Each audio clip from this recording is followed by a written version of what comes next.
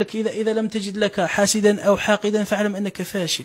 أي واحد ناجح راح يحاربوه، والمنتخب الوطني يتعرض لحملة كبيرة، إما من طرف أنظمة سياسية مثل نظام المخزن، أو إما مثل هذه الأنظمة الفاشلة التي تعتمد على السحر وعلى التضليل لكي تقضي على النجاحات. لازم له رقي المنتخب، لازم له المنتخب الوطني، لازم له راقي. كان معاه راقي من قبل رحمه الله تعالى، كان يرقي معاهم، وحاليا لازم له راقي.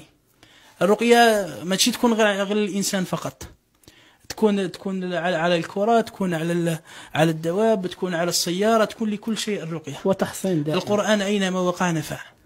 وتحصين نعم. دولنا نشوفوا يعني في المباريات أنه تكون المرمى فارغة يتيريها ما تماركاش، غالب تخرج. يعني محرز مثلا يسجل في كل المباريات، يلحق للكاميرون ما يقدرش يسجل، يعني مع أسهل منتخب في الدورة كلها.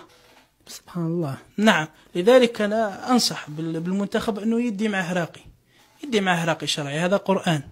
أين المشكلة أنه لما تدي معك راقي يرقي للاعبين، يرقي المدرب، يرقي؟ أين المشكلة؟ يرقي الفريق الفني، أين المشكلة؟ أمر تحسين. يرقي لك، راح يقرأ عليك قرآن. أنت راح تدي راقي شرعي يقرأ عليك قرآن، ما راكش راك تدي معك تعالج السحر بالسحر. واش خسرت أنت؟ إذا عملوا لك شيء يكون عندك أمة مضاد حيوي، عندك علاج للأمر هذا.